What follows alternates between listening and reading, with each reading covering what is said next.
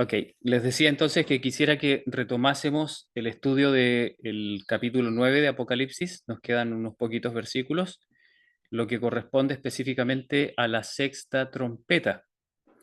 Y vamos a ver qué es lo que nos dice la palabra del Señor acerca de esto. Hay varios conceptos que tenemos que rastrear allí en la Biblia, usando la concordancia, usando los diccionarios y todas las herramientas que hemos ido aprendiendo a usar eh, en las últimas semanas.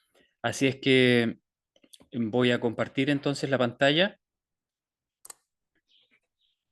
para que ustedes puedan ver el proceso. Ahí está entonces. Estamos en el programa eSword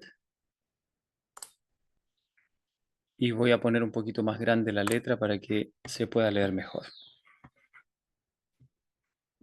Entonces, recordarán que ya hemos estudiado de manera bastante profunda todo lo que tiene que ver con el primer ay, como le llama la Biblia, que es la quinta trompeta. Y hemos visto bastantes relaciones con otros lugares de la Biblia, hemos indagado en los significados profundos de cada concepto. Eh, Hemos tocado temas, eh, digamos, paralelos también. Hemos dedicado gran parte del tiempo a hablar algunas cosas acerca de la verdadera justificación por la fe, que es central en todo el conflicto final. Y queremos ahora avanzar con los detalles de la profecía de la sexta trompeta. Y entonces estamos ubicados en Apocalipsis 9:12, y antes de entrar de lleno, me gustaría decirles que por favor, si alguien tiene dudas todavía acerca de los símbolos que están presentes y que hemos revisado en la primera trompeta, por favor, no dude en interrumpir y hacer las consultas, ¿ya? Yo no estoy atento todo el tiempo al chat y si alguien levanta la mano de pronto tampoco me aparece, no siempre me aparece. Entonces, si alguien levanta la manito o hace alguna pregunta y ve que no se responde, entonces puede pedir la palabra ahí con el micrófono encendido. Este, recordemos, recordemos, yo creo que ya ha quedado bastante claro, pero me gustaría recordarlo todavía una vez más, que aquí no estamos estableciendo interpretaciones rígidas, definitivas, totalmente exclusivas, ¿ya? Eh, Recordemos que estamos usando el principio de que las profecías no llegan a una plena comprensión de parte del pueblo de Dios, sino hasta que se cumplen. Eso ha sido un principio que se ha repetido a través de toda la historia. Eh, Son muy, muy pocas las veces en que las profecías han llegado a ser comprendidas plenamente antes de su cumplimiento total, ¿ok? Y es así como creo que debemos mantener esa actitud humilde, ¿no es cierto?, ante el Señor, de aceptar que lo que estamos haciendo es simplemente ver a través de un vidrio un tanto empañado, no tenemos claridad en absolutamente todas las cosas y sin embargo estamos dejando que la escritura nos dé sus propias explicaciones, ¿ok? No se escucha. Perdón, ¿todos los demás están escuchando mal o solamente fue la hermana? Se escucha bien, hermano, clarito, Ah, fuerte. ok, hermana, a lo mejor tiene algún problema de señal, ¿ya? Ok, Bueno, ahora sí. ok, ok, seguimos entonces y les decía que estamos avanzando por fe, confiando en que la Biblia da buenas explicaciones para sus propios símbolos y estamos tratando de rescatar los principios que se pueden aplicar a los tiempos que estamos viviendo. ¿Ok? Recordemos que no estamos de ninguna manera rechazando la visión histórica del estudio de las profecías, tal como lo entendieron nuestros pioneros, nuestros antepasados protestantes también, sino que estamos simplemente aceptando que las profecías no siempre se aplican a una sola cosa exclusiva. ¿Ok? Hay un flujo histórico de las profecías, lo cual ha destacado siempre a nuestra posición adventista del séptimo día. Sin embargo, también tenemos que reconocer que esas mismas profecías que se han cumplido de manera histórica contienen en sí mismas muchos principios que nosotros mismos hemos interpretado a lo largo de la historia como principios en base a los cuales se desarrolla el conflicto entre el bien y el mal. La misma hermana Elena White aplica varios principios, ¿no es cierto?, que están presentes en el devenir de la historia profética a distintas situaciones que se han producido, y también vemos cómo en las mismas escrituras se aplican las profecías a ciertos momentos y situaciones que nosotros sabemos que también tienen otras aplicaciones, como por ejemplo la profecía de Joel, que según el apóstol Pedro se estaba cumpliendo allí en los días de los apóstoles con el derramamiento de el Espíritu Santo en Pentecostés. Nosotros sabemos que las profecías de Joel alcanzan un cumplimiento pleno, completo, cuando finalmente también se sume el derramamiento final del Espíritu Santo en la forma que esperamos, como la lluvia tardía, ¿sí? Así también en la historia profética descrita, por ejemplo, en los versículos de Daniel 11, nosotros reconocemos que los sucesos que faltan aún por cumplirse en el esquema profético de Daniel 11 son solamente los versículos que están comprendidos entre el 40 y el 45. ¿Ok? Y de ahí en adelante parte del 12 también, del capítulo 12. Pero también la hermana Elena White nos dice claramente que parte de la historia que se ha, o mejor dicho, la historia que ya se ha cumplido, gran parte de la historia que se ha cumplido ya en el pasado, que está comprendida entre los versículos 30 en adelante, que corresponde a la historia del papado en la Edad Media, volverá a cumplirse de manera sorprendente. O sea, volveremos a ver hechos, sucesos que, por supuesto, se podrá aplicar los mismos principios proféticos a esos sucesos que van a tener lugar al final, en el último levantamiento del poder papal en este mundo, o lo que conocemos también como la sanación total de la herida mortal de la primera bestia.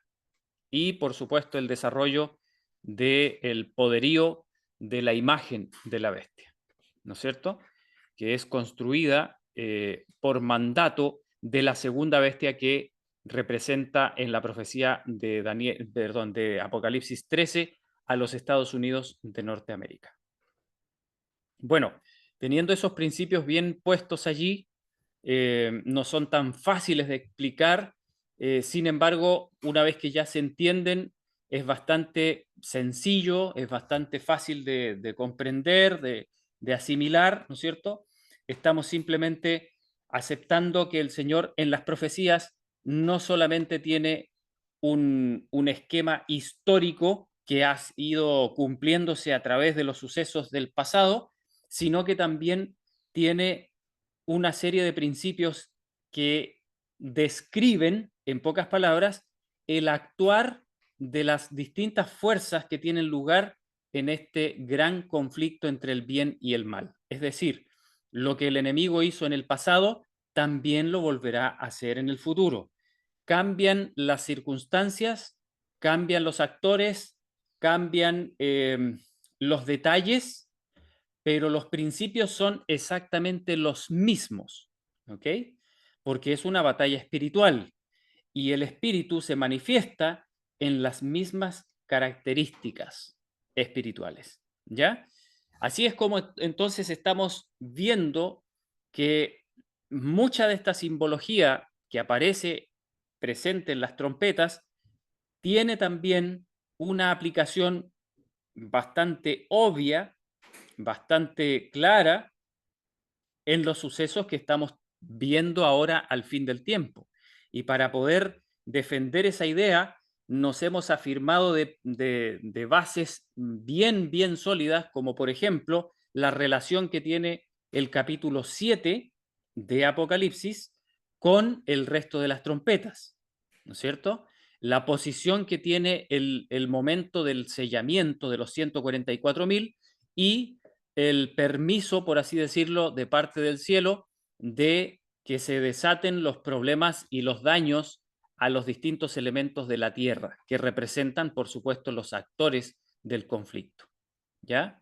Entonces, habiendo estudiado eso, nosotros tenemos como principio que obviamente hay ciertas cosas que tienen que tener lugar después del sellamiento o por lo menos durante el sellamiento de los 144.000 y esos sucesos están descritos de esa manera en las trompetas del Apocalipsis. ¿Ya? Y estamos entonces ahora entrando ya a la sexta trompeta y nos vamos a los detalles. Nos vamos aquí al capítulo 9, el versículo 13, ya pasó el primer ay, según el versículo 12, ¿no es cierto? He aquí dice, vienen aún 2 ayes después de estas cosas. Y estamos ya en el versículo 13. Dice el versículo 13, y el sexto ángel tocó la trompeta y oí una voz de los 4 cuernos del altar de oro que estaba delante de Dios. Ok, y entonces tenemos que ubicar inmediatamente este mueble que se nos nombra aquí, ¿no es cierto? Que se le llama el altar de oro que estaba delante de Dios, y entonces poder ubicarnos en el contexto. ¿A qué se refiere este altar de oro que estaba delante de Dios? Los que han seguido el estudio de Daniel y Apocalipsis se han dado cuenta que normalmente las profecías, por lo menos de Apocalipsis y de Daniel, están ordenadas en base a ciertos sucesos que se representan con el santuario de Dios, lo que se conoce como el tabernáculo de Dios o el templo de Dios, que está en el cielo.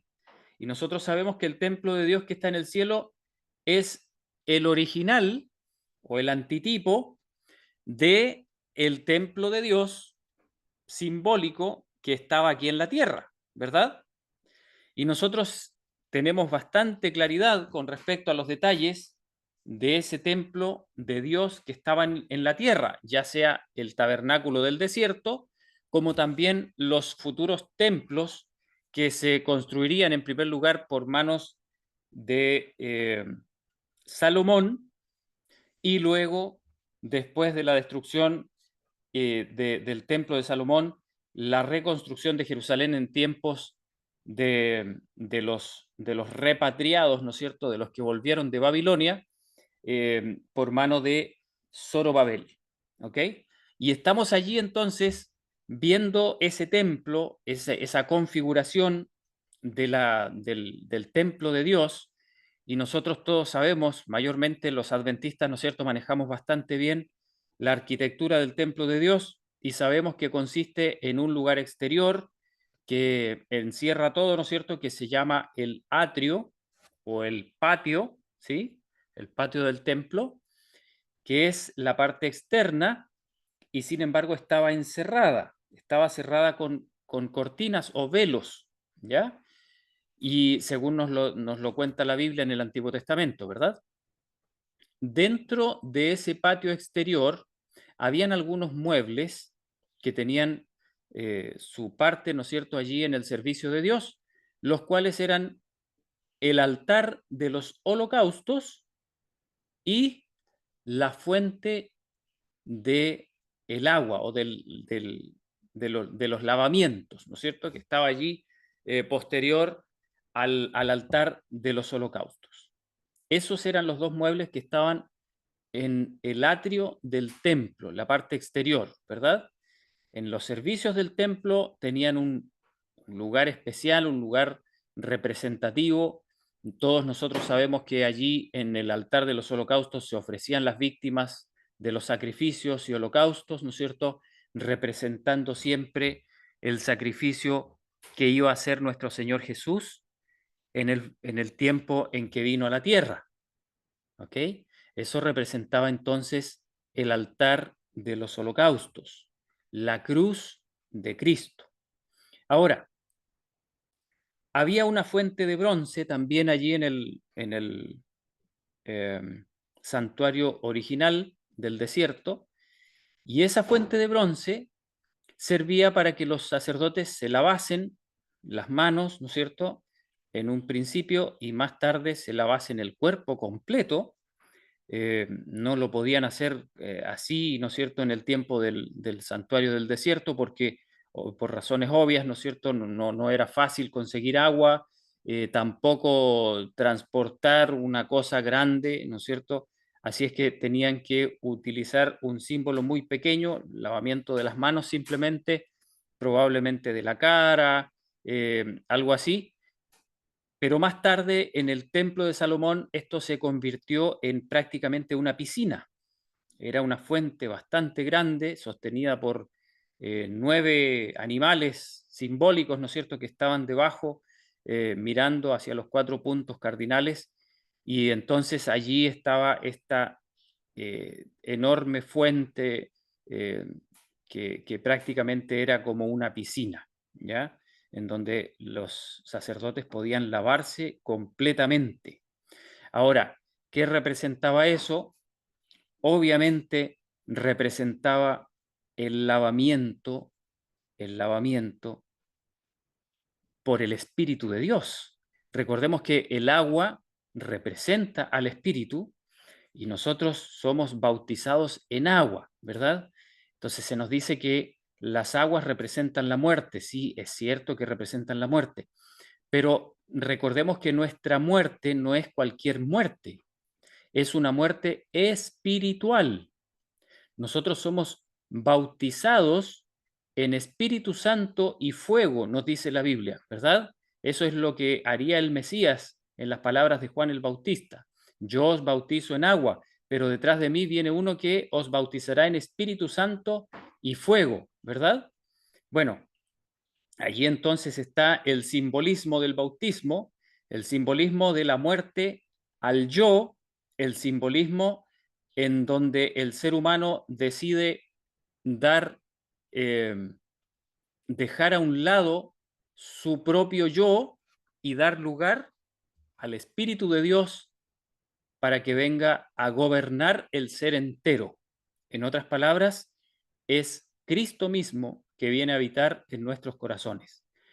En eso nosotros somos bautizados, en la muerte de Cristo, y nosotros somos crucificados juntamente con Él, según dice el apóstol Pablo allí en sus epístolas, ¿verdad? Y entonces se produce esa muerte al yo, se produce ese lavamiento que en el Antiguo Testamento estaba representado por la circuncisión, ¿ok? Estaba representada por la circuncisión, que era un símbolo, por supuesto, que representaba la purificación del corazón o la limpieza del corazón por la sangre preciosa de nuestro Señor Jesucristo. Dice la Biblia que en la sangre está la vida, ¿verdad? Está la vida. Es decir, cuando nosotros somos purificados por la sangre de Cristo, en realidad lo que está representando eso es que la vida de Cristo viene ahora a correr por nuestras venas. La vida de Cristo viene ahora a formar parte de nuestra vida y nuestra vida queda escondida con Cristo en Dios y ahora es el Señor el que vive en nosotros. Eso es lo que representa en realidad, en última instancia, la purificación de nuestros pecados por la sangre de Jesucristo. Alguien podría tal vez pensar que esto es algo nuevo lo que estamos presentando aquí, pero en realidad, hermanos, esto ha sido siempre la doctrina que nuestra iglesia ha sostenido desde sus inicios. La verdadera justificación por la fe, tal cual la hemos entendido los adventistas del séptimo día, no consiste en un elemento externo ausente de nuestra experiencia. No consiste en algo que está ya lejos de nosotros y que no nos afecta absolutamente nada. No es así, para nada. La justificación por la fe es un acto que Dios realiza absolutamente de propio suyo, ¿verdad?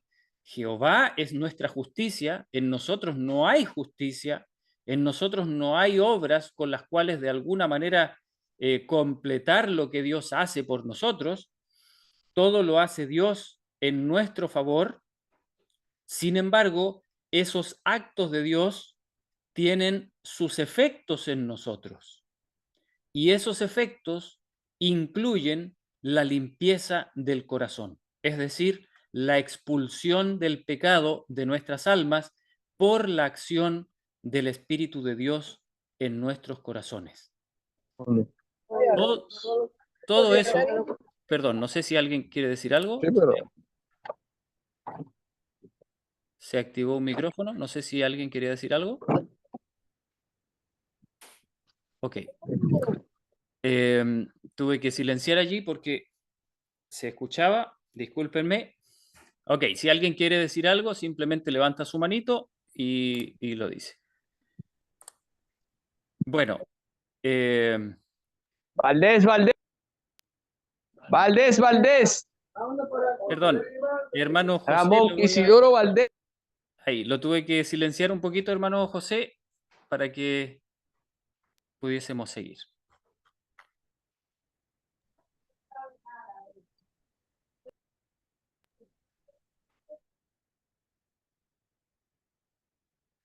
Ok, por ahí parece que ya se... A veces los niños toman los teléfonos y comienzan a apretar botones. Y bueno, les pido por favor que tengan cuidado ahí para que podamos hacer la reunión sin las interrupciones de los ruidos. Bueno, entonces estábamos en la fuente, luego pasamos al primer... a la primera dependencia interior del templo de Dios, la cual comienza con el lugar llamado santo, ¿ya? El lugar llamado santo tenía en su interior 3 muebles. A ver, ¿quién me puede decir cuáles eran esos 3 muebles? Para que participemos todos.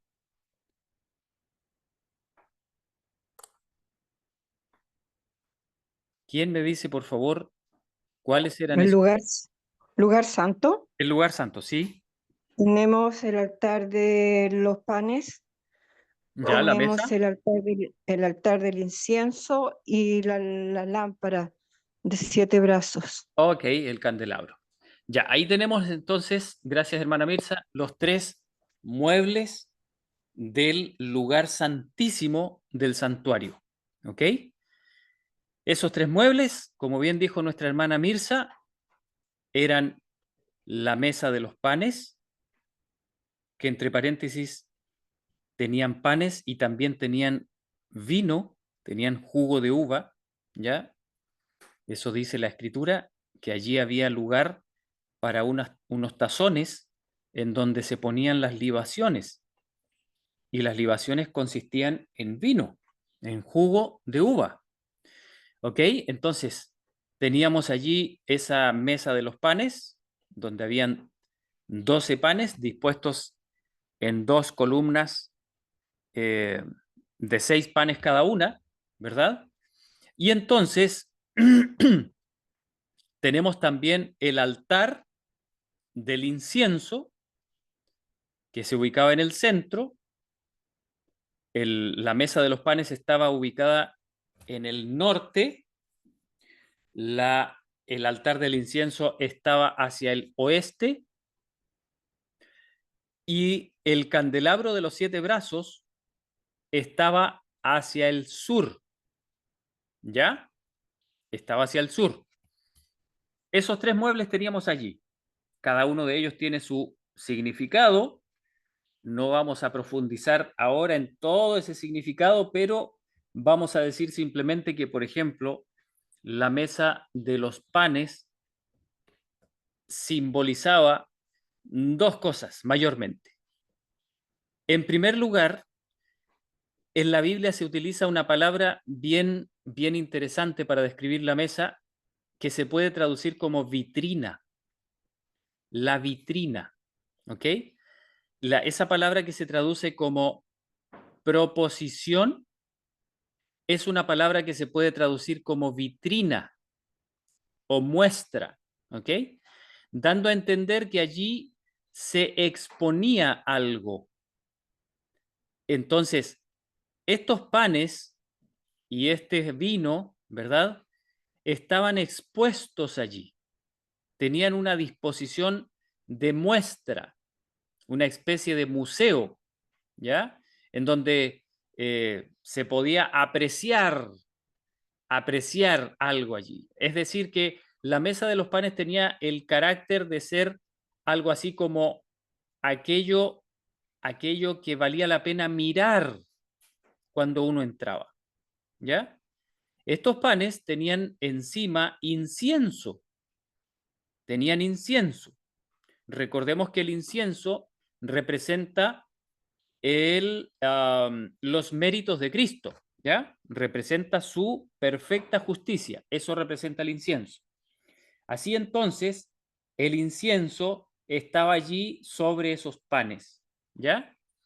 También estaba el jugo de uva, que representa la sangre de Jesucristo, obviamente, y los panes a la vez representan el cuerpo de Jesucristo. Es decir, en pocas palabras, Cristo estaba expuesto. Cristo eh, era ¿cómo se puede decir?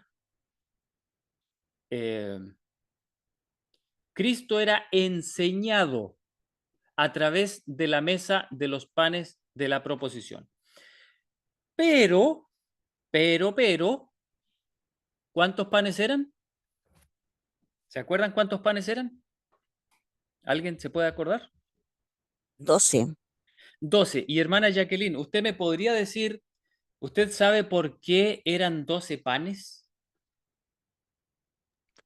Por lo, yo que tengo entendido por los hijos de Jacob. Ya, las 12 tribus de Israel, ¿verdad? Las 12 tribus de Israel. Sí. Ahora, Hermano, una ¿sí? consulta en mi teléfono, me sale un cuadrado negro en la donde está usted escribiendo. Ah, sí, perdón. Yo tengo ahí puesta una ventanita con los participantes, por eso. La voy a tirar para el lado un poquito para que no moleste tanto, pero todavía no estamos leyendo la Biblia, solamente estamos recordando de memoria que nosotros conocemos bastante el tema del santuario, entonces por eso no estamos leyendo ningún texto ahora, solamente estamos rememorando, ¿ya? Ahora Ya, hermanita. miren, aquí les hago una pregunta interesante. Si la mesa de los panes tenía por objetivo exponer a Jesús, o sea, Jesús estaba representado en la mesa, ¿verdad? El pan representa el cuerpo de Cristo y el vino, el jugo de uva, representa su sangre, ¿verdad? Ok. Si eso tenía por objetivo exponer a Jesús, entonces, ¿por qué habían 12 panes? ¿Alguien tiene una respuesta para eso? Si era Jesús el que estaba expuesto ahí, ¿por qué habían 12 panes? ¿Por qué?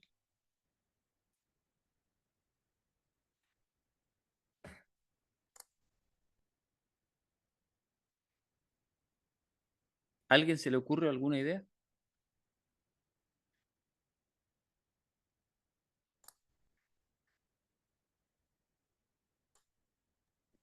Hermano, el mensaje del gran yo soy, Jesús, es a través del tiempo, desde el principio y por la salvación de su pueblo. Entonces las 12 tribus representan a mi forma como lo entiendo, una gran porción de su pueblo y quizás nos estaría mostrando que Él ha estado presente Ok, siempre en su pueblo para salvar, para redimir, ok, para guiar.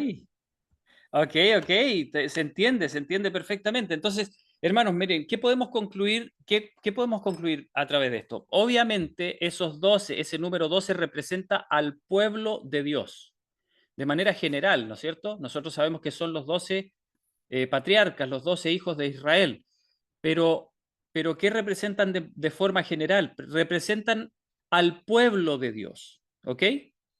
Pero entonces ahí donde surge la pregunta, bueno, pongámonos de acuerdo. ¿La mesa entonces está mostrando a Cristo o está mostrando al pueblo de Dios? ¿Qué está mostrando la mesa? ¿Qué es lo que muestra la mesa? ¿A cuál de los dos muestra?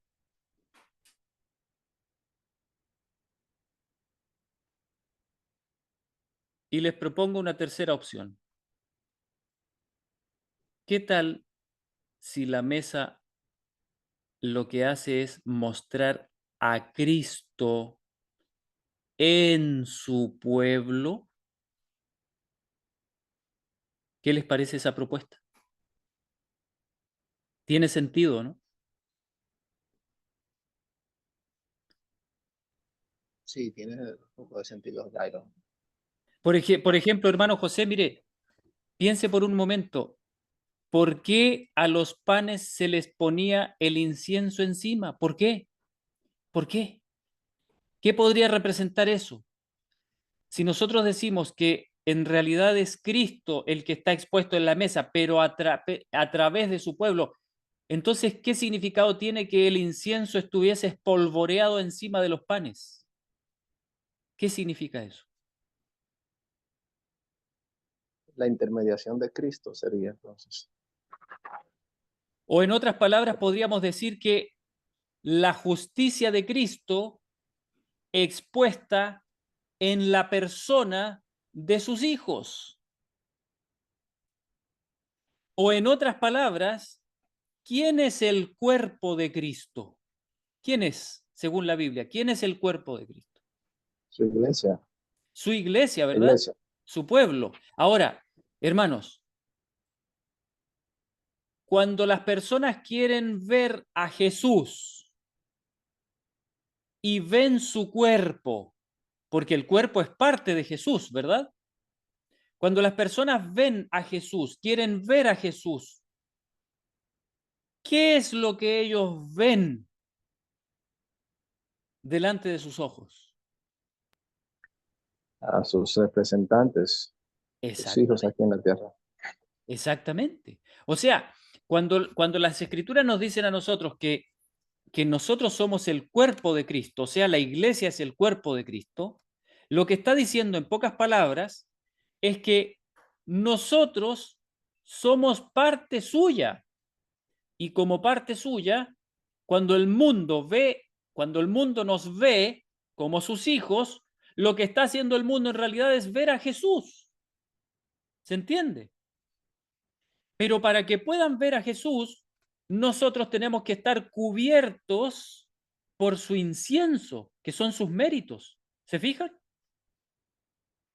Y tenemos que estar acompañados o libados con su sangre, que está también allí, presente, su vida. Es decir, la vida de Cristo está siempre siendo expuesta, está siempre siendo eh, enseñada, pero ¿a través de qué? A través de su pueblo. Porque una historia bien bonita puede alcanzar ciertos sentimientos, pero ¿qué es lo que en realidad va a hacer que esa historia sea verdadera y que sea creíble, ¿qué va a hacer?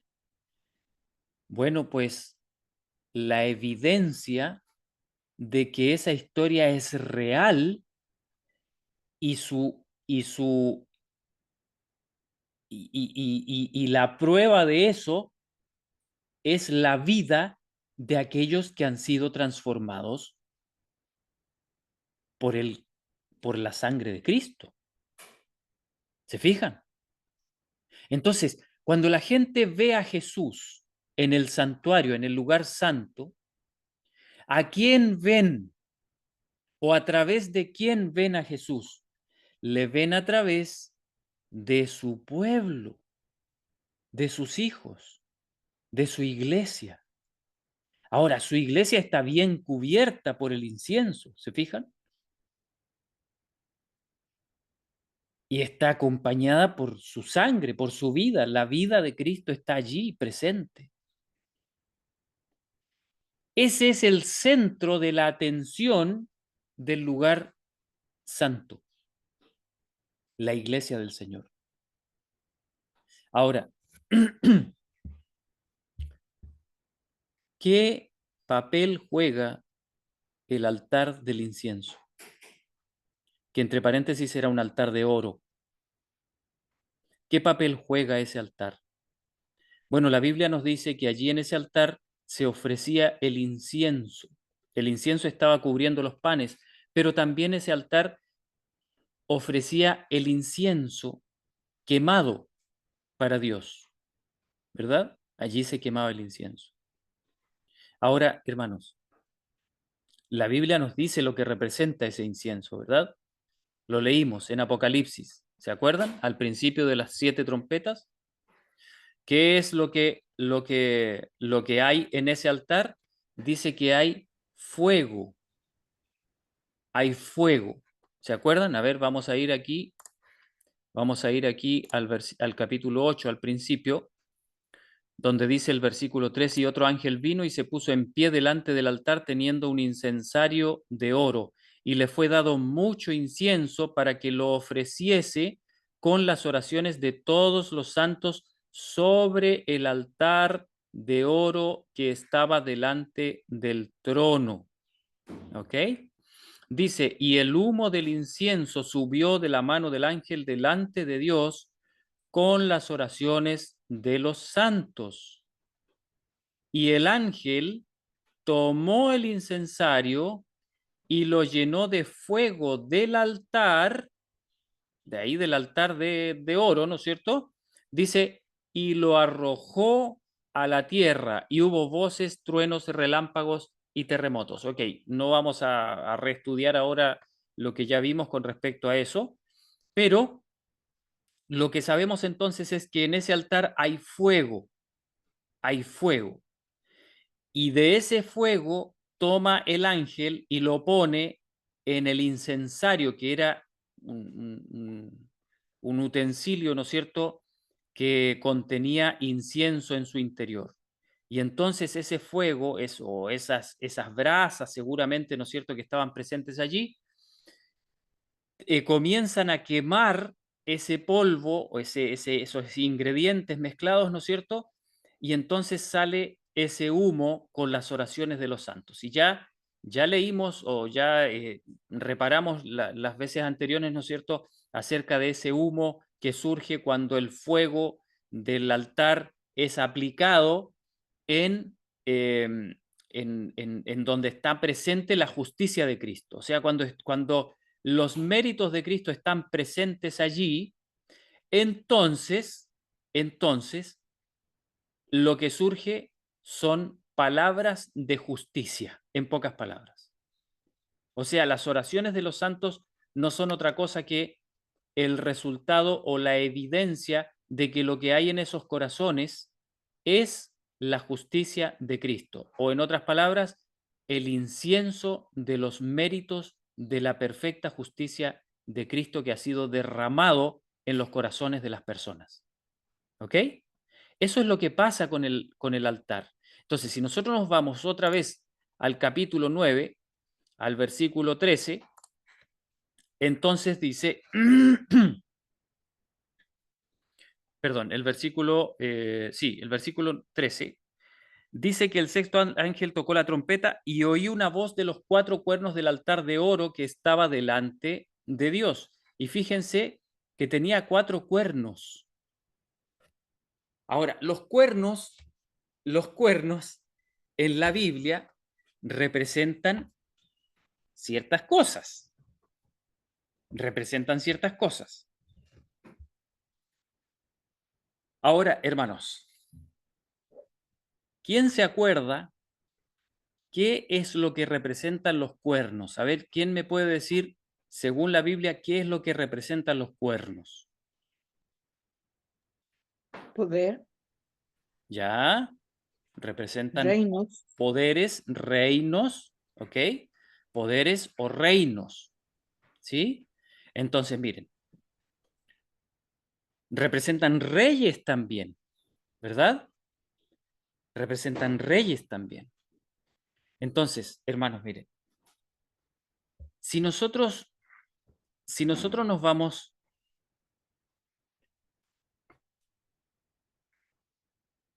a los comentarios, miren, vamos a ver qué es lo que representa, qué es lo que dice el comentario bíblico. Miren que dice algo bien importante. Dice, algunos manuscritos, según esto que aparece en los 4 cuernos, dice que omiten el número 4, pero la evidencia textual se inclina por su inclusión.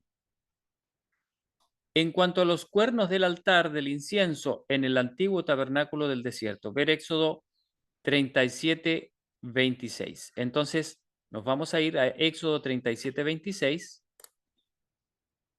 Nos vamos a Éxodo 37, versículo 26. Denme un momento. Éxodo 37, 26. Vamos a los comentarios. Ahí lamentablemente no está aquí. Déjenme buscarlo en el teléfono, a ver si lo tengo.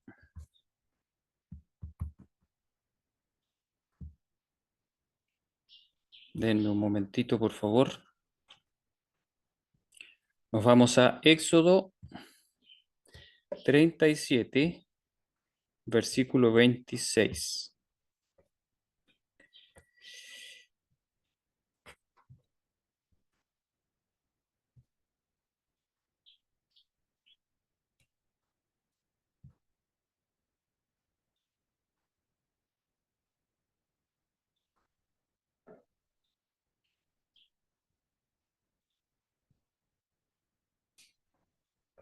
Ya no aparece. Yo creo que hay un error en la cita.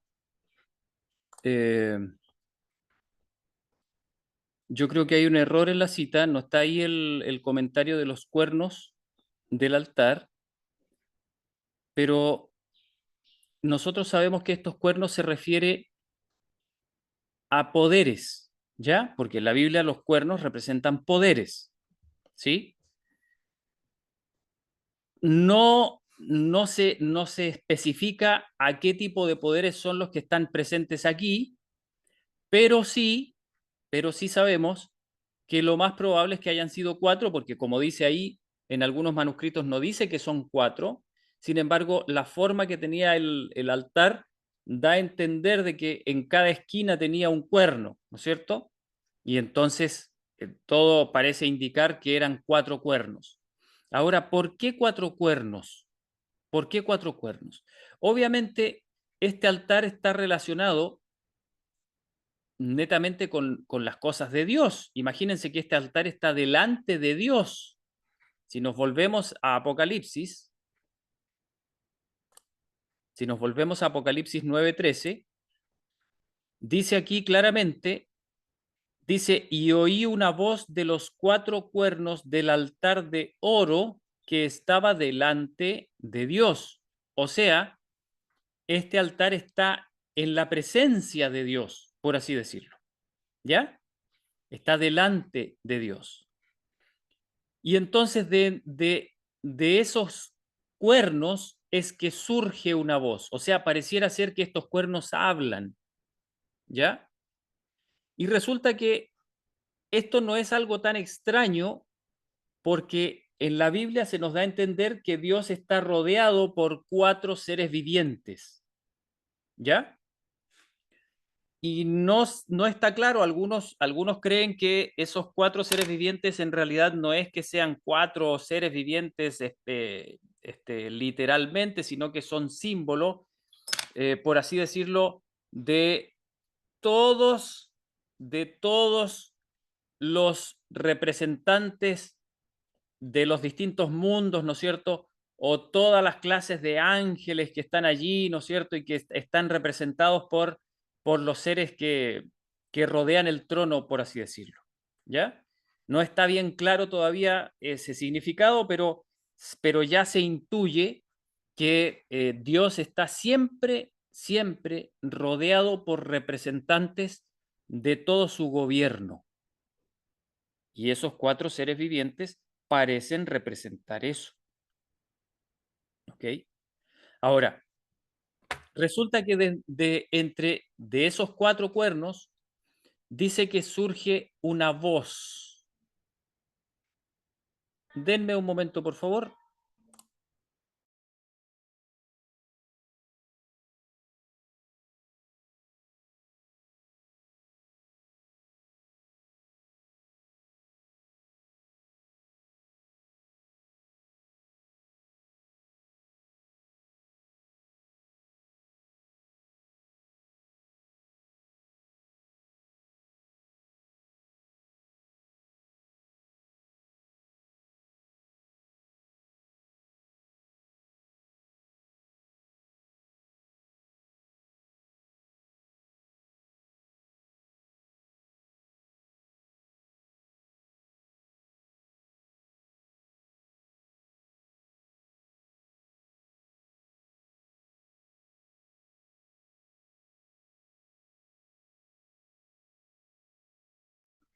Bueno, discúlpenme.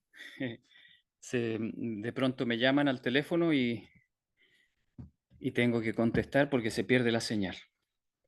¿Se está escuchando bien ahí? Sí, se escucha bien, hermanito. Sí, Ya. hermanita, se escucha bien. Ok, muchas gracias.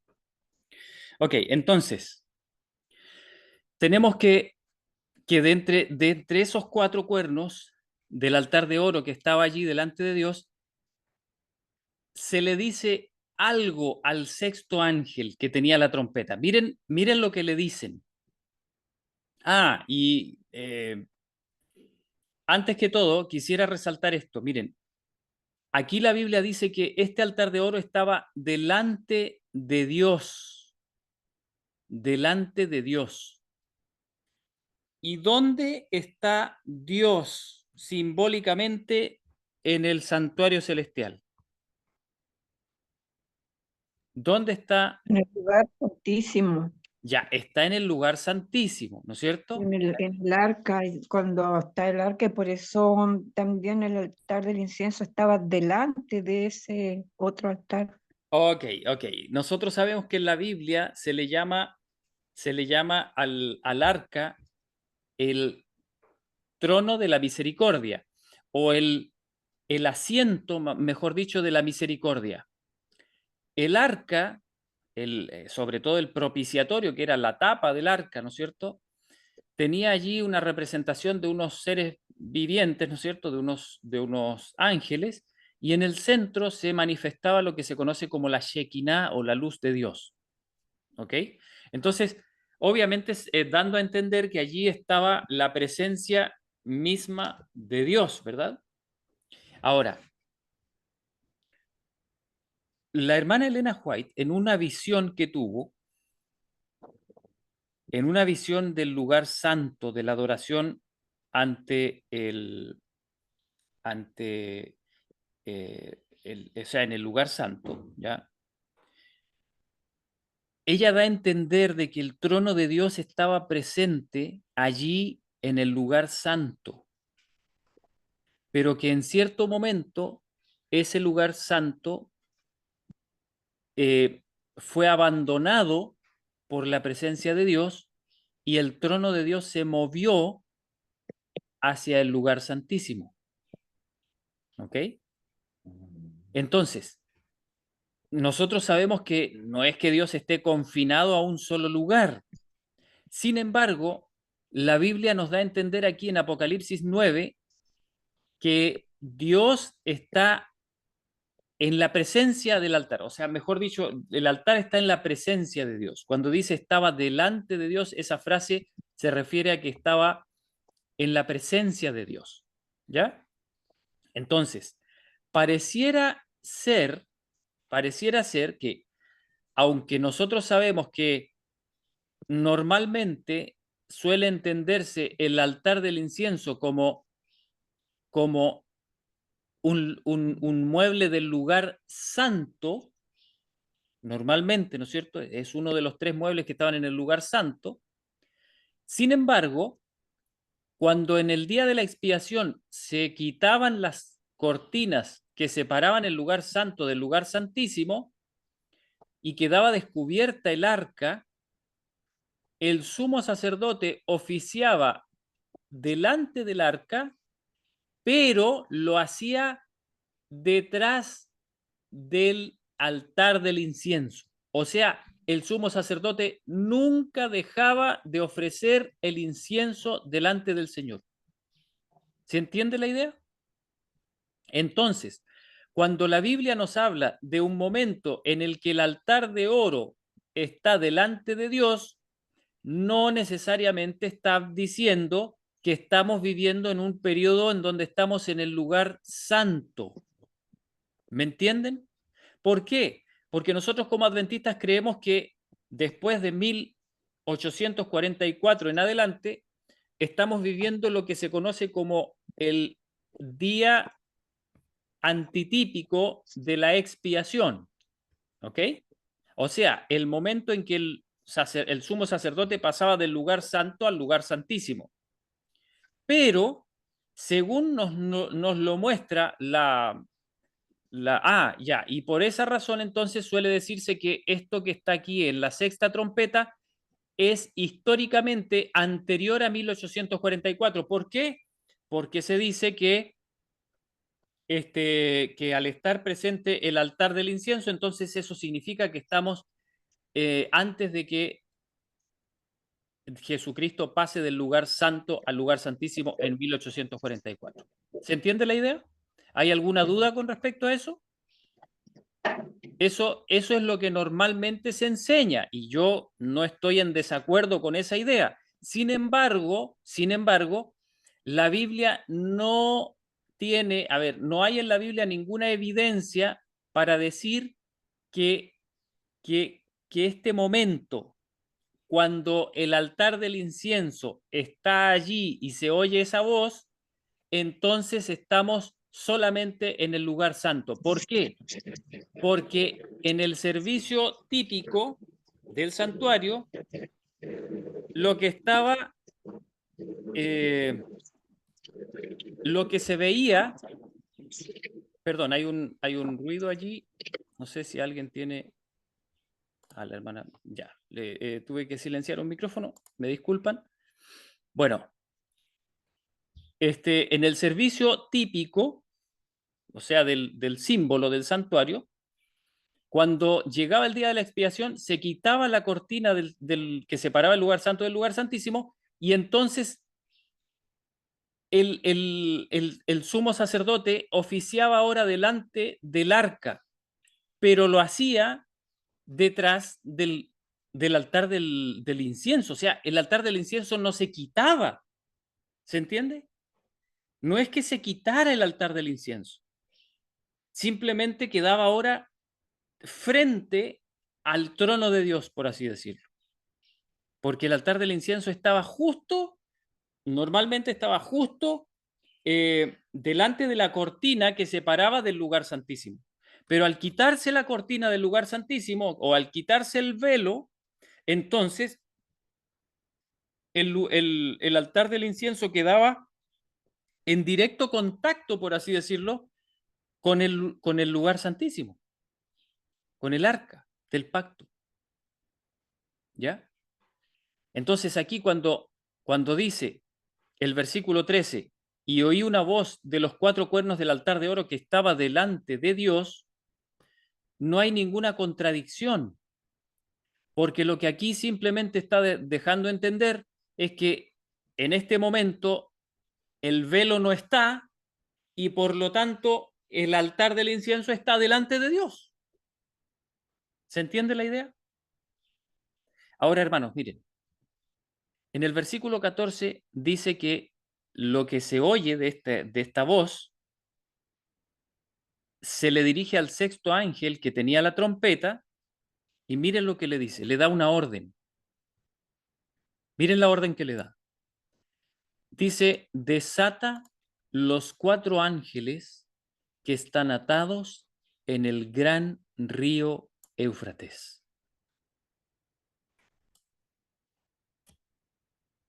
¿Se entendió la orden? Desata los 4 ángeles que están atados en el gran río Éufrates. Ok. Llegó la hora de hacernos preguntas.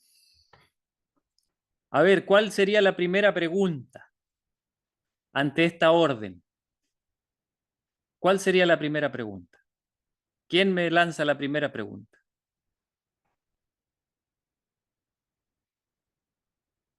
Hagámonos preguntas. Estamos investigando.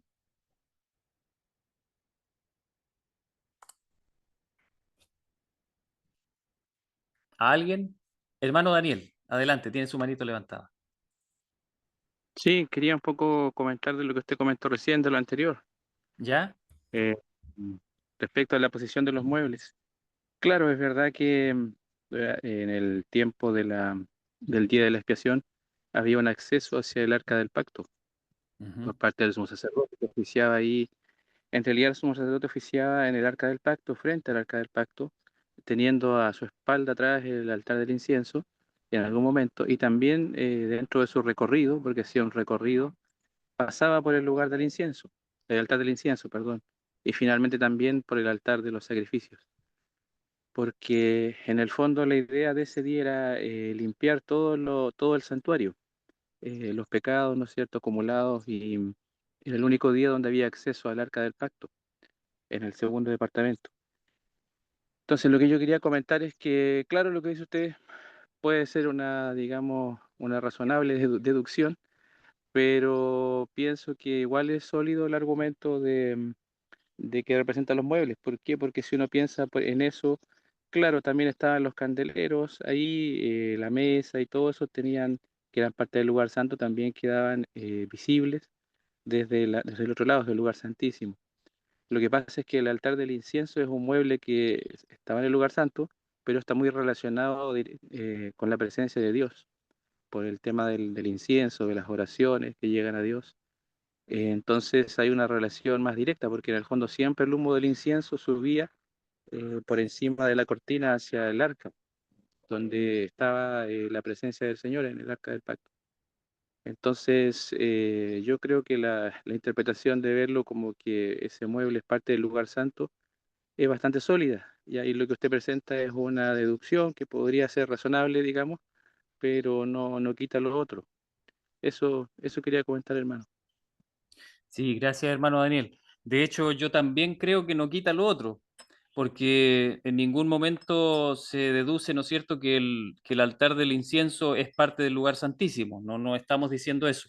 Lo que estamos diciendo simplemente es que no es, a ver, no es casualidad que el Señor haya ordenado que el altar del incienso se pusiera en tal posición que al quitarse la cortina, ese altar quedase frente en la presencia inmediata del trono de Dios. Esa es la idea. Es cierto que también estaba la mesa de los panes, ¿no es cierto? Es cierto que también estaba el candelero de los 7 brazos a un costado, pero en el momento en que se abre esa cortina y que queda descubierta la Shekinah que está al frente, que es la luz de Dios, la luz directa de Dios, entonces el candelabro de los 7 brazos ya pasa a un segundo plano, ya pierde su capacidad de iluminar, ¿se fija? Y por otra parte, la mesa de los panes de la proposición deja de tener su lugar central. Ahora, ¿por qué le llamo lugar central? Porque la Biblia dice en el Antiguo Testamento, en la parte donde se describe la construcción del candelabro de los 7 brazos, dice que sus lámparas tenían que estar dirigidas hacia el frente. ¿Ok? ¿Qué significa eso? Que el candelabro de los 7 brazos no era simplemente 7 pocillitos en donde habían 7 mechitas hacia arriba y que salía una lucecita y estaba hacia arriba alumbrando. No, no era así. No era así. El candelabro de los 7 brazos tenía un diseño que tenía una forma como si fuera una linterna. O sea, cada uno de los candiles, ¿no es cierto?, de los lugares donde estaban las llamitas, estaban dirigidos hacia adelante, dice la Biblia. No alumbraban hacia arriba nomás, no, hacia adelante. ¿Y qué era lo que estaba adelante del candelabro? Justo al frente del candelabro, ¿qué era? Era la mesa de los panes de la proposición. Entonces, cuando la Biblia nos muestra eso, nos da a entender de que el centro de lo que estaba sucediendo en el servicio del lugar santo era lo que estaba allí presente en la mesa de los panes. ¿Ok? O sea, la vista entera estaba puesta sobre el cuerpo de Cristo, la iglesia del Señor, la historia de los mártires, el testimonio de los santos, ¿no es cierto?, de aquellos que sufrieron por Cristo, que llevaban encima la justicia de Cristo, que estaban siempre acompañados, libados, ¿no es cierto?, con la sangre preciosa del Señor Jesús. Y entonces este candelabro lo que hacía era alumbrar siempre esa escena. Por eso es que dice que alumbraba hacia adelante, no alumbraba hacia arriba, ni alumbraba de manera general el lugar, no, alumbraba hacia adelante. Era una luz focalizada. Entonces, resulta que estaba siempre constantemente también ascendiendo las oraciones de los santos. Allí estaban presentes en el altar del incienso. Pero cuando se abre el lugar santísimo, la luz que emana del lugar santísimo es tan grande que lo que estaba sucediendo en la mesa de los panes de la proposición pasa a segundo plano, pasa a segundo lugar. Sigue allí presente, pero pasa a segundo lugar. O sea, la luz es tan potente, tan poderosa, que ahora se atrae toda la atención hacia el lugar donde está donde está el arca. Entonces, hermanos, miren, la mesa de los panes de la proposición pasa a segundo plano. La luz del candelabro de los 7 brazos también pasa a segundo plano. ¿Y qué es lo que pasa a estar en primer plano ahora? La presencia de Dios, su ley, su trono. ¿Y qué es lo que se encuentra al frente de la presencia de Dios? Su ley, su trono. ¿Qué es lo que está al frente? Hermanos, hay un mueble que sigue estando en el centro de la atención. En primer lugar, hermano Daniel, yo no sé si usted tiene algún texto en donde diga que el sumo sacerdote oficiaba frente al arca y que el altar del incienso quedaba a sus espaldas. No sé si usted tiene algún texto de eso. A mí, yo no recuerdo por lo menos haber leído algo así, ¿ya? Me parece que eso es una deducción solamente, pero puede ser que haya un texto que lo diga.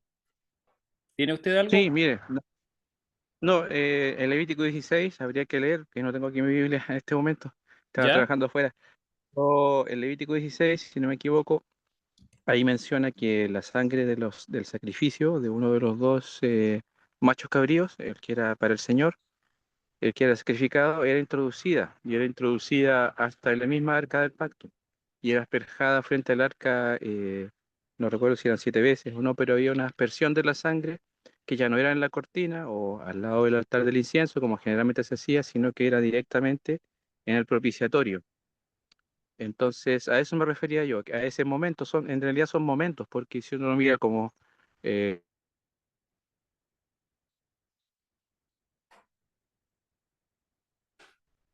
Perdón, no le estoy escuchando. No sé si soy yo el que perdió el audio.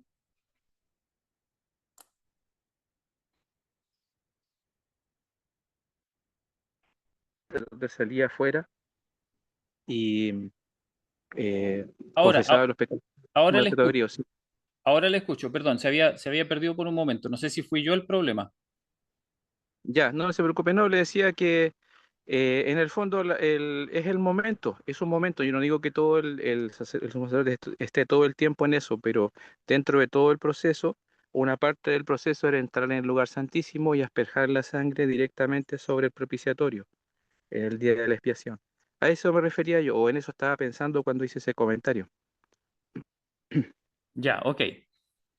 Ok. Sí, sí, bueno, la verdad es que sí, sí, indudablemente da a entender el texto que se acerca el sumo sacerdote, ¿no es cierto?, al arca. Aquí, por ejemplo, en el versículo 11. A ver, dice, y Aarón traerá el becerro de la ofrenda por el pecado, que es por sí mismo, y hará expiación por sí mismo y por su casa, degollará el becerro de la ofrenda por el pecado hecha por sí mismo. Dice, después tomará el incensario lleno de brasas de fuego del altar de delante de Jehová, y sus puños llenos del incienso aromático molido, y lo meterá del velo adentro. Ojo que aquí está haciendo la oferta por sí mismo, ¿ya? Dice, y pondrá el incienso sobre el fuego delante de Jehová, y la nube del incienso cubrirá el propiciatorio que está sobre el testimonio para que no muera. Tomará luego de la sangre del becerro y la rociará con su dedo hacia el propiciatorio al lado oriental. Hacia el propiciatorio esparcirá 7 veces de aquella sangre con su dedo. Después degollará en expiación el macho cabrío expiatorio, que era por el pueblo, y meterá la sangre de él velo adentro, y hará de su sangre como hizo de la sangre del becerro, y la esparcirá sobre el propiciatorio y delante del propiciatorio. Y hará expiación por el santuario, por las inmundicias de los hijos de Israel y por sus rebeliones, y por todos sus pecados. De la misma manera hará también al tabernáculo de la congregación, el cual reside entre ellos en medio de sus inmundicias. Ya, entonces sí, da a entender, ¿no es cierto?, de que el sacerdote tomaba el fuego del altar, lo ponía en el incensario, ¿verdad? Llevaba en una de sus manos también un puño lleno del incienso, y entonces lo ponía dentro del incensario con el fuego, con las brasas seguramente, ¿no es cierto? Y lo ponía delante del Señor, en la presencia inmediata del, del propiciatorio. Y entonces allí dice que la nube extendía y cubría el propiciatorio, para que no muriese el sacerdote. ¿Ya? Ok, volvamos entonces a Apocalipsis, capítulo 9. Y entonces tenemos aquí al sacerdote, supuestamente, ¿no es cierto? Pareciera ser que está de alguna manera allí Juan presenciando lo que presenciaba el sacerdote, ¿ya? Y entonces escucha esta voz, y esta voz que sale de los 4 cuernos del altar de oro, le dice al sexto ángel, desata los 4 ángeles que están atados en el gran río Éufrates. Entonces surge la pregunta, y esto es lo que yo les había preguntado. A ver, ¿qué preguntas nos podemos hacer ante esta afirmación? Desata los 4 ángeles que están atados en el gran río Éufrates. ¿Qué preguntas pueden surgir? ¿A alguien se le ocurre alguna pregunta? que podamos buscarla en la palabra del Señor?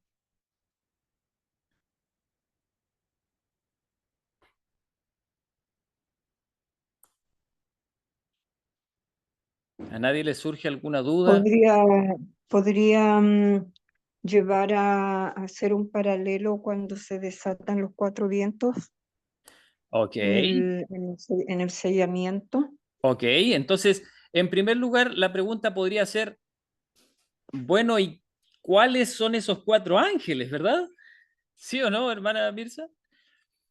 ¿Cuáles son esos cuatro ángeles? ¿De dónde hay cuatro ángeles atados en la Biblia? ¿Dónde? ¿En qué lugar? ¿En qué lugar? Esa es la primera pregunta que nos puede surgir, ¿verdad? Aquí dice que están atados en el gran río Éufrates, y eso también lo vamos a buscar, pero a ver, veamos dónde la Biblia nos dice que hay cuatro ángeles atados, atados. De alguna manera están atados. A ver, vamos a ver. Si nosotros nos vamos, Hermano, ¿sí? de acuerdo a lo que estamos estudiando, allí en el lugar, no sé si estaré confundida, en el lugar santo, en el mueble del incienso, ¿cierto? Es un solo mueble. Los cuernos, todo es un todo. Allí no hay nada agregado ni pegado, sino que está todo tallado y hecho como un solo mueble. Sí. Entonces, si esos cuatro cuernos representasen estos poderes, que sería el poder de los ángeles, tal vez pertenecen a ese trono, a ese altar, pero cuando viene el momento del juicio, que es cuando el momento de la expiación, ellos para el tiempo final serían liberados quizá Ok. y sean ellos los que vengan a soltar los vientos. Ok, vamos a ver, vamos a ver. En primer lugar, tratemos de ver quiénes son esos cuatro ángeles y dónde están atados. ¿Dónde dice la Biblia que hay algo atado allí en el gran río Éufrates? ¿Hay algún texto? ¿Alguien recuerda algún texto así? Yo aquí ya lo tengo, pero quiero saber si alguien ya lo sabía también.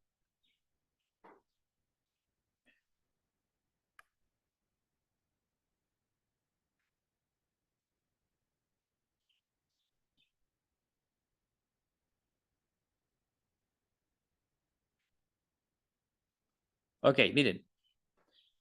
Si yo me voy a Jeremías, al capítulo 51, esto lo encontré por si acaso en las referencias cruzadas del tesoro del conocimiento bíblico. Entonces yo me voy a Jeremías, capítulo 51.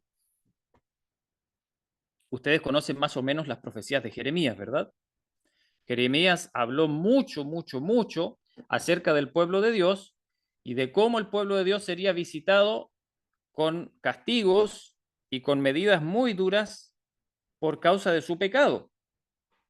Pero Jeremías también habló mucho acerca de cuál sería el futuro del pueblo de Dios después de pasar por ese proceso de disciplina y cuál sería también el desenlace del pueblo que le sirvió a Dios como látigo, que fue el pueblo de Babilonia. Entonces, finalmente Jeremías dice que a Babilonia le sucedería algo. Miren lo que dice Jeremías 51, 60. Miren lo que dice. Escribió, pues, Jeremías en un libro todo el mal que había de venir sobre Babilonia.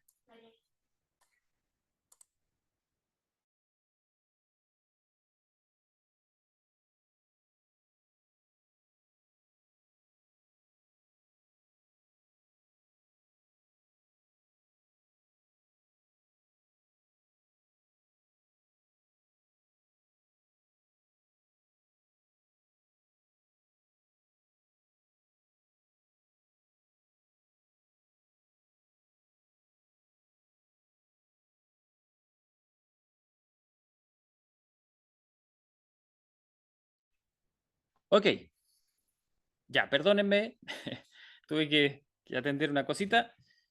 Sigamos. Entonces, miren, dice aquí que el Señor le mandó a Jeremías que escribiera toda esta profecía contra Babilonia, de todo el mal que había de venir sobre Babilonia.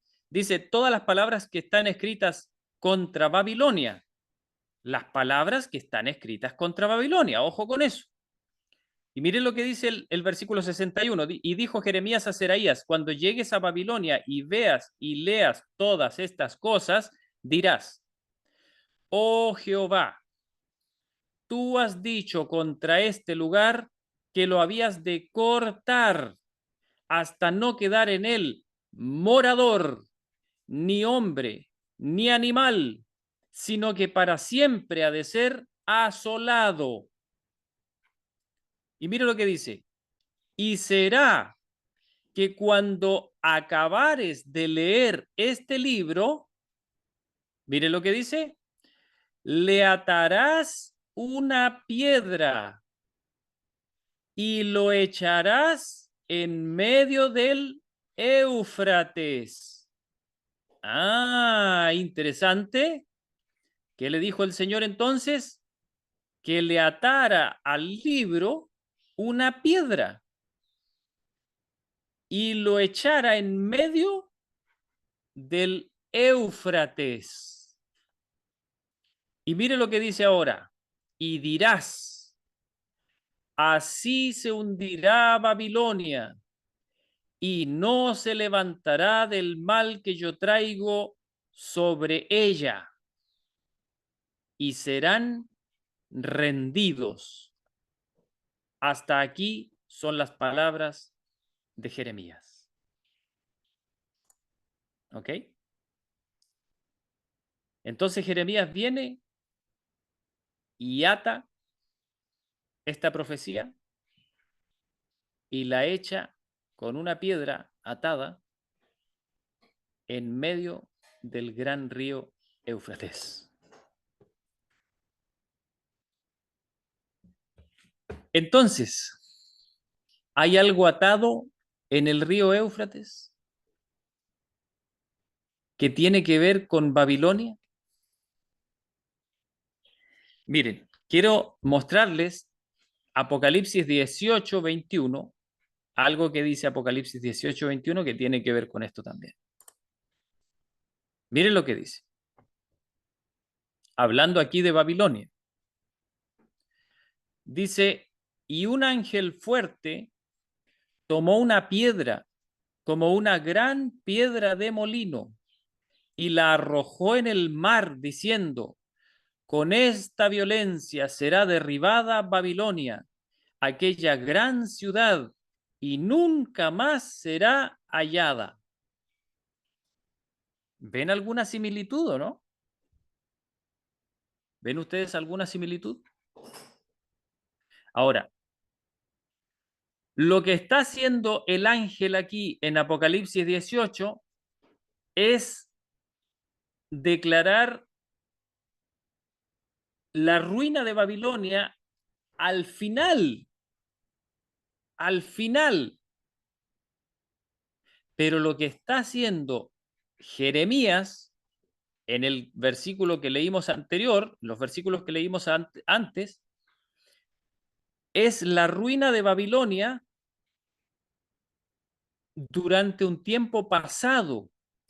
Se parece mucho, ¿se fijan? Se parece mucho. O sea, Jeremías va, ata, ¿no es cierto?, esta profecía de condenación sobre Babilonia y lo echa en medio del Éufrates. ¿Y qué es lo que era el Éufrates? El Éufrates no es otra cosa que las aguas que estaban en Babilonia. Entonces, hermanos, Babilonia dependía, en pocas palabras, de las aguas del río Éufrates. ¿Ok? Y resulta que cuando Jeremías lanza este libro atado a una piedra al gran río Éufrates, pronuncia unas palabras sobre Babilonia y dice, así se hundirá Babilonia y no se levantará del mal que yo traigo sobre ella y serán rendidos. ¿Ok? Y entonces nos vamos ahora a Apocalipsis. Y en Apocalipsis dice, el ángel dice, con esta violencia será derribada Babilonia, aquella gran ciudad, y nunca más será hallada. Pero esta vez la piedra es arrojada ¿dónde? Dice en el mar. En el pasado fue arrojada en el río Éufrates, porque esas eran las aguas de Babilonia, ¿no es cierto? Pero esta vez es arrojada en el mar. ¿Por qué? Porque estas son las aguas de la gran Babilonia, la última Babilonia. Esta Babilonia de Apocalipsis es la Babilonia mundial. En cambio, la Babilonia de Jeremías es la Babilonia típica, digamos, la Babilonia de aquel tiempo, la que fue destruida finalmente y que nunca más ha vuelto a ser reconstruida. Lo han intentado. El último que lo intentó fue Saddam Hussein, pero no lo logró, ¿verdad? Todos nosotros sabemos eso. Pero finalmente, la última Babilonia va a ser destruida y su anuncio se parece mucho, mucho, mucho, mucho al mensaje de Jeremías. Ahora, ¿qué fue lo que ató Jeremías al gran río Éufrates? ¿Qué fue lo que ató? Si nosotros leemos Jeremías, leemos los versículos anteriores de Jeremías, ¿no es cierto?, donde aparece lo que Jeremías ató en el gran río Éufrates, nos vamos a dar cuenta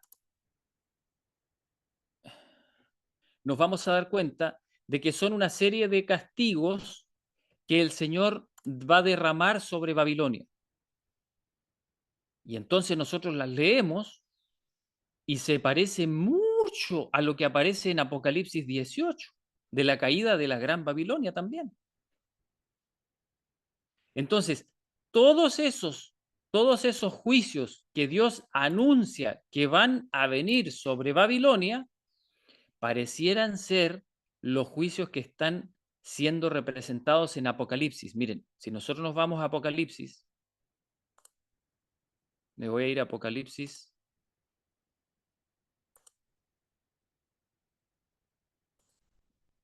Ya se me está poniendo lento esto. No sé hasta cuándo me va a durar. Apocalipsis 18, espérenme un poquito.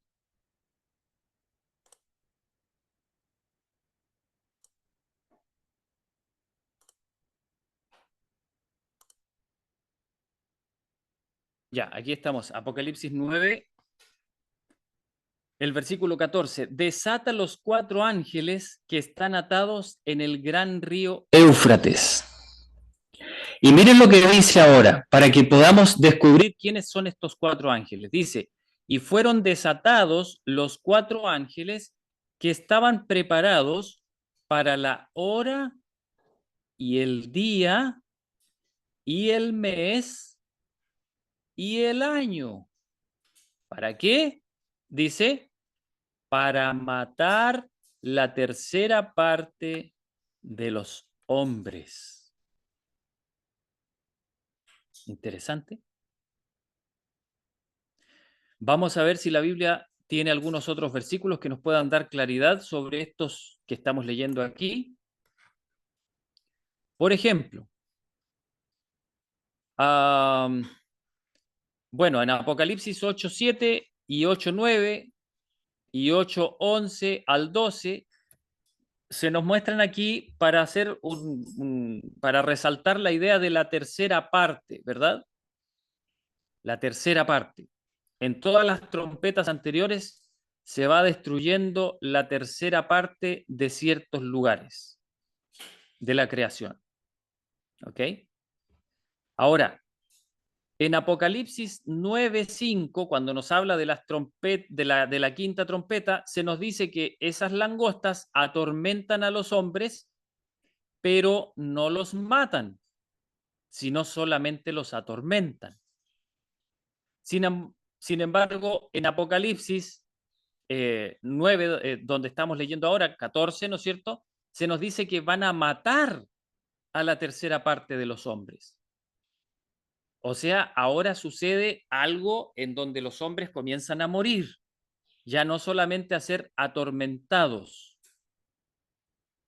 Y en Apocalipsis, bueno, vamos a seguir avanzando Apocalipsis hasta llegar a Apocalipsis 9:18 y ahí vamos a ver.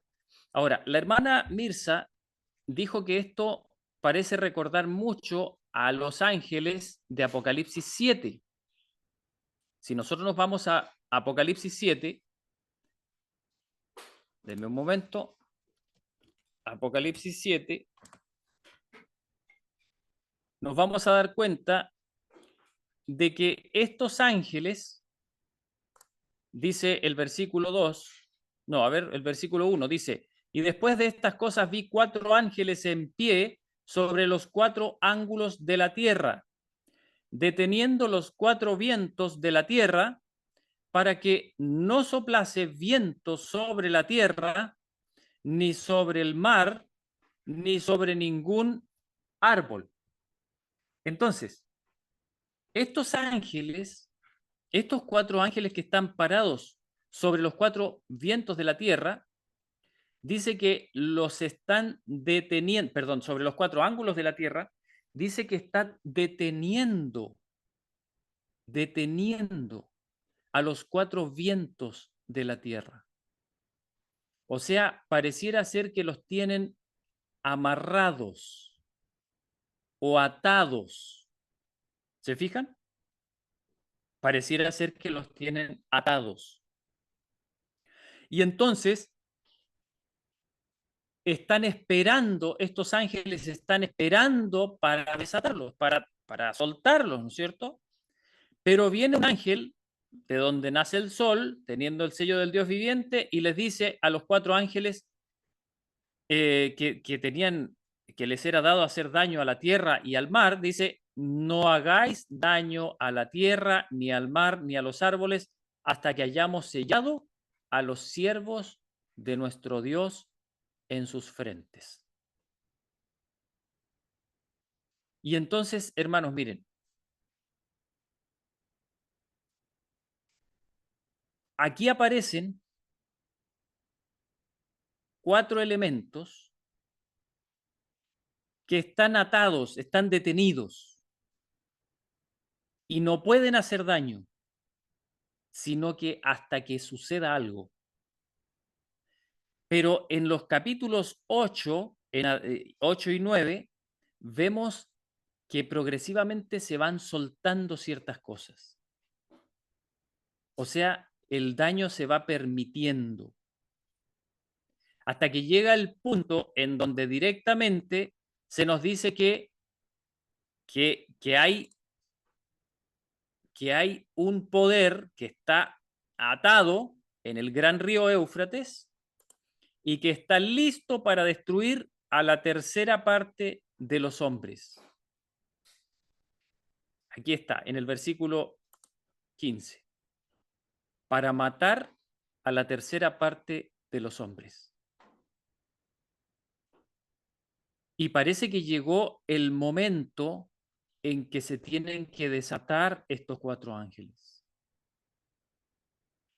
Ya no pueden seguir siendo atados.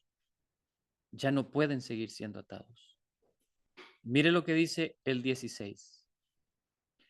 Y el número del ejército de los de a caballo era 200 millones. Y oí el número de ellos. Y hermanos, aquí yo les digo que por más que yo he buscado, la verdad es que no tengo respuesta para estos 200 millones. Como bien lo explicó nuestro hermano Daniel la otra vez cuando él presentó la perspectiva histórica, ¿no es cierto?, de esto. Hay distintas posiciones con respecto a los 200 millones. Algunos dicen que está bien traducido 200 millones, hay otros que dicen que en realidad podría representar otro número menor, etcétera, etcétera. Hay distintas posiciones. Yo no he encontrado ninguna respuesta para estos 200 millones. Pero lo que sí puedo decir es que en la Biblia, caballo representa en muchos casos a la iglesia. Entonces, miren, hay una posibilidad. Y si alguien se está preguntando por qué, ¿no es cierto?, de qué manera los caballos pueden representar a la iglesia.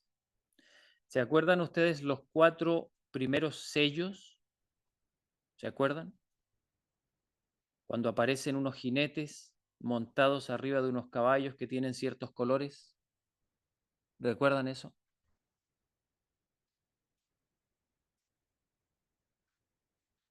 Entonces, hermanos, nosotros siempre hemos interpretado esos 4 primeros caballos como distintos periodos de la iglesia. ¿Sí? Y el color de los caballos, de hecho, representa el estado de las iglesias. Entonces, hermanos, en muchas situaciones, los caballos pueden estar representando la iglesia, pero no necesariamente la iglesia de Dios, sino simplemente el poder religioso. Y los que dirigen los caballos, es decir, sus jinetes, representan a los líderes religiosos, o sea, a los que dirigen la religión en el mundo. Entonces, pareciera ser que ahora la profecía nos está presentando un momento en el cual viene un ataque que tiene un carácter religioso. O sea, es un ataque perpetrado por lo que podría reconocerse como la iglesia, pero no necesariamente la iglesia de Cristo. Y ahora vamos a ver por qué. Vamos a ver las características de estos caballos y de los jinetes. Y nos vamos a dar cuenta de que no pueden ser la iglesia de Cristo. Miren lo que dice. El 17. Dice, y así vi en visión los caballos y a los que sobre ellos estaban sentados. Y miren las características, los cuales tenían corazas de fuego, de jacinto y de azufre. De fuego, de jacinto y de azufre. Ahora miren, vamos a ver las palabras que se usan para traducir fuego, jacinto y azufre. Yo me voy aquí a alguna versión que tenga los números Strong y me voy entonces a la palabra, estamos en el versículo 17 del capítulo 9, y me voy entonces a la palabra fuego. La palabra fuego dice purinos, que literalmente significa fiereza. Por implicación dice flameante o de fuego. O sea, podemos ver que no necesariamente se refiere a fuego literal, fuego, ¿ya? Esa palabra también se puede referir a fiereza, ¿ok? Algo flameante, algo vivo, ¿ya? Eso, las corazas entonces tenían fuego y también tenían jacinto, y miren lo que dice jacinto, dice Joagincinos o Joagincinos. dice que jacintino o jacintino, y dice que es de un azul profundo. O sea, pareciera ser, hermanos, pareciera ser que aquí la Biblia no nos está hablando de elementos, o sea, del fuego en sí, sino más bien del aspecto del fuego. ¿Ok? Ahora, tampoco es rojo, porque si no diría rojo, ¿no es cierto? No, diría literalmente los cuales tenían corazas rojas, azul profundo y amarilla, por el azufre, ¿verdad? Pero no es eso lo que está diciendo. Lo que está diciendo es que tienen aspecto de fiereza, de vivacidad, ¿no es cierto? De flama, algo vivo, algo que está actuando allí, ¿no es cierto? Además, jacintina dice, o sea, no dice literalmente Jacinto, sino que es como que dice, se parece al jacinto. Por eso dice jacintinas. Tenían corazas jacintinas. Corazas, algo así como corazas flamígeras, jacintinas y además de azufre, dice. Mire, veamos lo que dice el azufre. La palabra azufre dice thiodas, que significa como el sulfuro o sulfurosas. Se dan cuenta que lo que está diciendo la Biblia está describiendo características, está dando, es otro nombre, se llama adjetivos. La Biblia está dando adjetivos, no está dando colores, ni está dando sustantivos, elementos. No es que las corazas estén hechas de fuego, de humo y de azufre, no. Lo que está diciendo es que las corazas tienen aspecto flamígero, de un azul profundo, humeante, algo así, ¿ya? Y dice como sulfúricas o sulfurosas. Y así también se le llama al azufre. Pero aquí se pone como una característica. Ahora miren,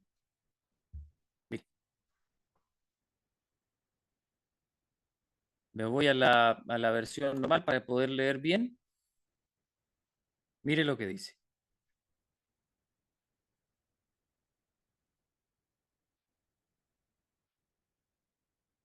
Dice, y las cabezas de los caballos eran como cabezas de leones. Ahora, ustedes saben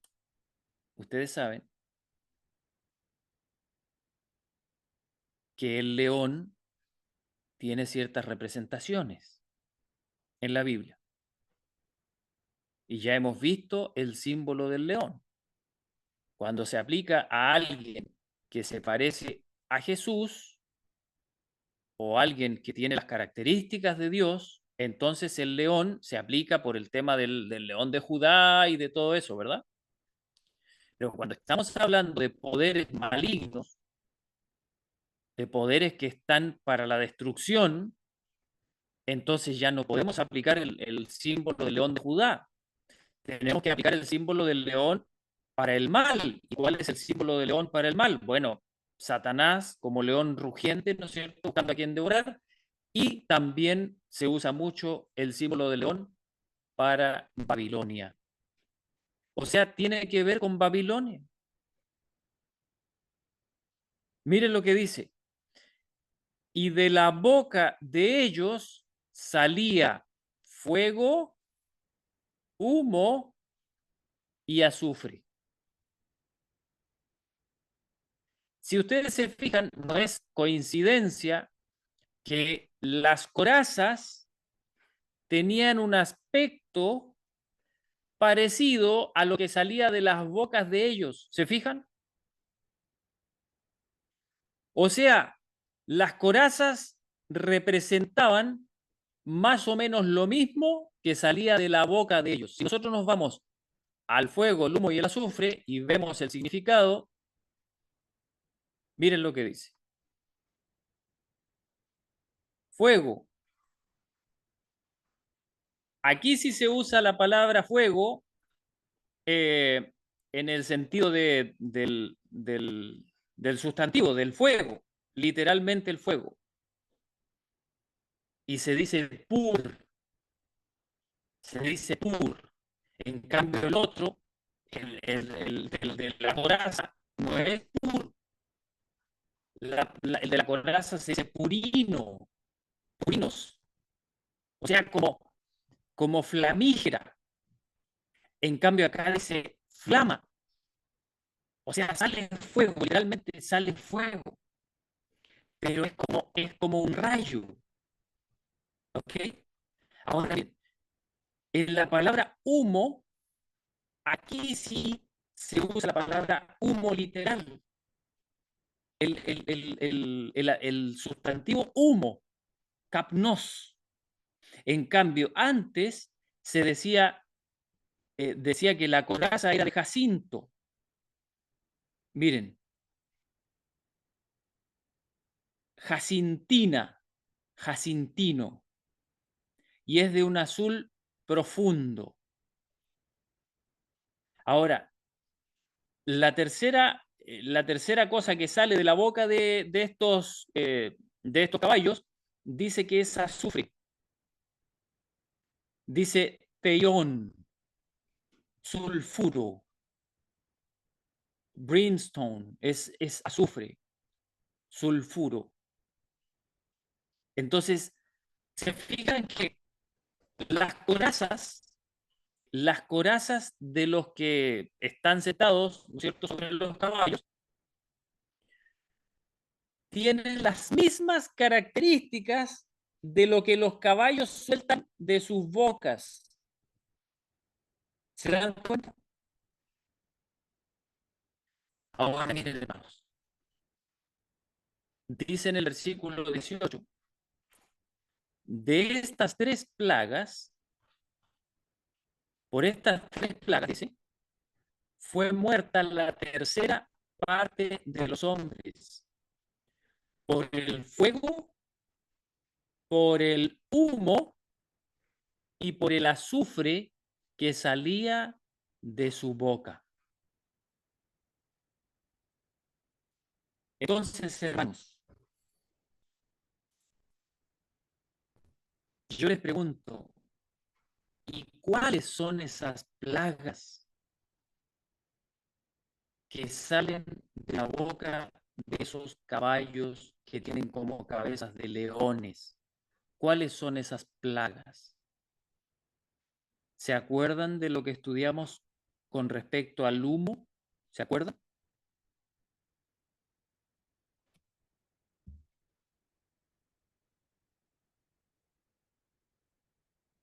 A ver, ¿quién me recuerda un poquito lo que estudiamos con respecto al humo?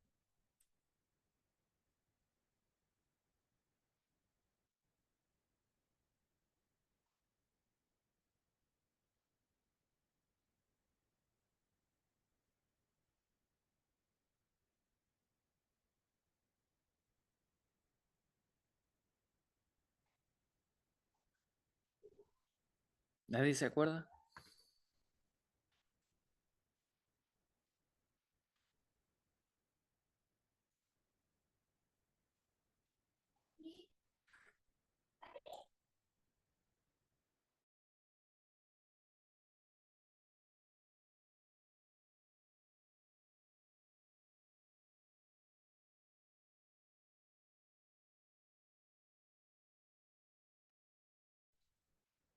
Ok, ¿nadie se acuerda entonces? Bueno, hermanos, miren, está viniendo un grupo de nuestra iglesia y vienen a hacer una actividad aquí. y yo tengo que atender algunas cosas. Así es que creo que por hoy día vamos a tener que dejar el estudio hasta aquí, pero me gustaría darles una tareita. Y la tareita es bien sencilla. Traten de buscar en sus Biblias el posible significado del fuego, del humo y del azufre en la Biblia. Les doy algunas pistas. El abismo tiene que ver con el abismo. Exactamente. ¿Se acuerdan lo que salió del abismo cuando cayó, o sea, cuando el quinto ángel tocó la trompeta y cayó una estrella? ¿Se acuerdan? Que tenía la llave del pozo del abismo. Bueno, de la llave del pozo del abismo salió humo. ¿Y qué es lo que era ese humo? Bueno, vimos que ese humo no es otra cosa que las doctrinas de los demonios. Eso es el humo. El humo es, es lo que viene a ensuciar el aire, lo que respiran las personas para vivir. Eso el humo lo viene a contaminar. Se contamina el aire. Ahora, el humo también sale cuando se quema el incienso, pero cuando se quema el incienso el aire no se contamina, sino que el aire se llena de olor grato, agradable a Dios, ¿verdad? Ahora, son ciertas doctrinas, tiene que ver con ciertas doctrinas. Ahora, si ustedes se fijan bien, miren, el humo, el fuego y el azufre no son cosas separadas unas de otras. Tienen que ver, se parecen en algunos aspectos. Por ejemplo, el fuego produce el humo, ¿verdad? El fuego produce el humo. ¿Y qué es lo que es el azufre? El azufre es lo que se quema. El azufre es el material, el fuego es la fuente de energía, ¿no es cierto? Lo que inicia la combustión, y el humo es el resultado. ¿Se fijan? Entonces ahora tenemos el fuego, que también tiene significado. Acuérdense que Elías oró y cayó fuego del cielo, ¿verdad? Había un fuego que venía de Dios, pero también los hijos de Aarón, Nadab y Abiú, cuando estaban borrachos por el vino, miren qué interesante, ¿qué es lo que hicieron? Introdujeron un fuego extraño. ¿Y qué es lo que hace la imagen de la bestia al final? Dice que aún hace descender fuego del cielo delante de los hombres. ¿De acuerdo? Entonces, el fuego tiene un significado, el humo tiene un significado y también el azufre tiene un significado. El azufre tiene que ver con los juicios de Dios. Entonces, la tarea es que investiguemos, estudiemos cuál es el significado de estas tres plagas. En realidad, la palabra plagas no está en el original, pero son estas tres cosas que salen de la boca de los caballos. Y no se olviden, los caballos representan la religión, la iglesia, o en otras palabras, las iglesias.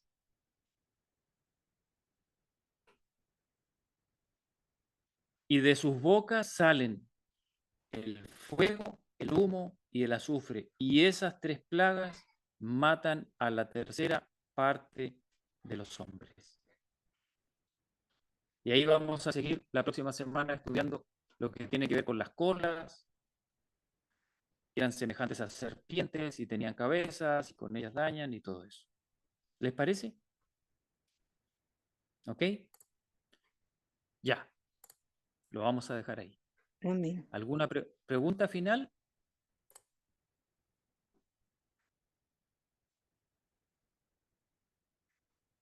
¿No? ¿No hay preguntas?